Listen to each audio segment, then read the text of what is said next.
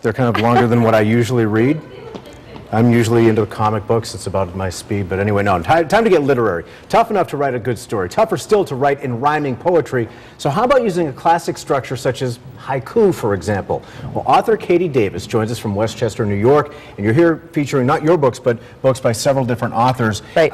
Kind of geared toward kids, but all different authors, different themes. And the one that really jumps out to me first is this one called Wonton, a cat tale told in haiku. For those who don't know what haiku is, let's start off with what that is.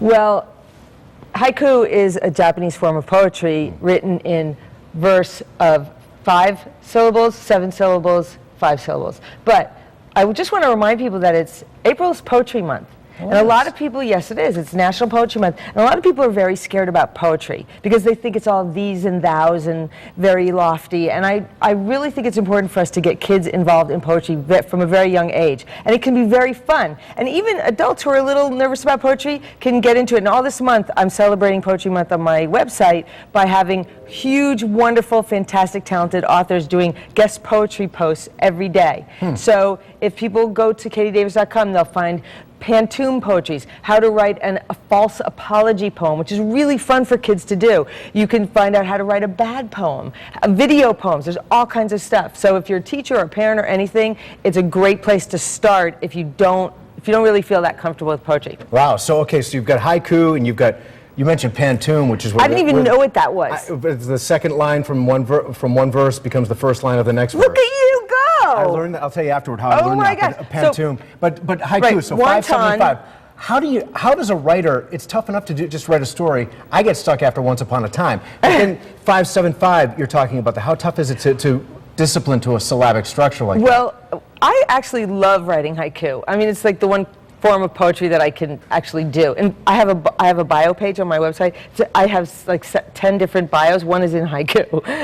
But the Wonton's a great story, and it's a narrative told in haiku. And it's so wonderful. It's actually kind of heartrending, and I highly recommend this. It just won a huge award, poetry award, too. Okay. Let's move on to this monkey, monkey bars. Right, messing around with the monkey bars is fun. I brought very varying types of poetry books, because this one is a narrative. This one is the kind of book that you can read in groups, because, and I'm going to pick this up. Participatory. Yes, it is, and because you can read it. What they've done is, see if I can get a shot on this. What they've done is they have bolded some lines and made some lines. So here it's in bold and here it's in plain text, and you can read these together. Right, so let's do this. This is called New Kid at School. Right. Where did you come from? Far away. With your friends? Every day. Where do you live? Maple Street. What's your name? Call me Pete. How old are you? Just turned 8. You like hoops? Yeah, great. Got any friends? Nope, not yet. Want to play? You bet. All right. Wow, in like 8 seconds flat. But you can do that with the kids, and the kids can do it together. It's wonderful. And they can do it with the class. Yeah, the whole book is all about playing on the playground, and kids can read it together. It's really fun.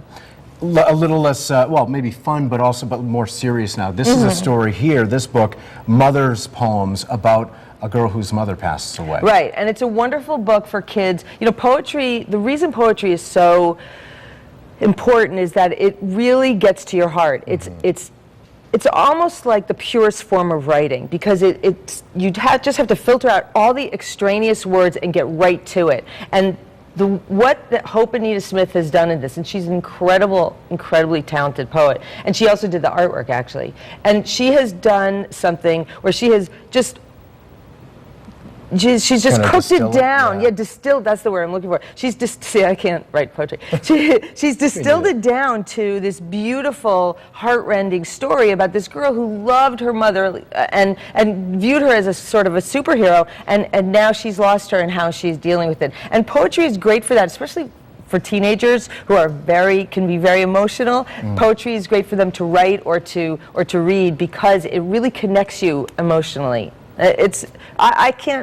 I'm so excited about Poetry Month. Can you tell? And isn't it a huge part of songwriting too? And music it's the international language. It gets to our hearts, and why national anthems and so forth are just so moving. Powerful. Right. They change how we feel at sort of a molecular level in our bodies. Sometimes. So depending on the kind of kid you have, if they're an emotional child, or if they need something, or if they want to have fun, you can pick a poetry book for any of those things. R.J. Julia's in Madison has a whole display of all kinds of poetry books this month. You definitely should go over there. Katie, I hate to wrap it up, but you know, in April's Poetry Month, I didn't know that, but you know what? That's kind of ironic. Nothing rhymes with April or month in the English Or language. orange. Or orange. Or purple.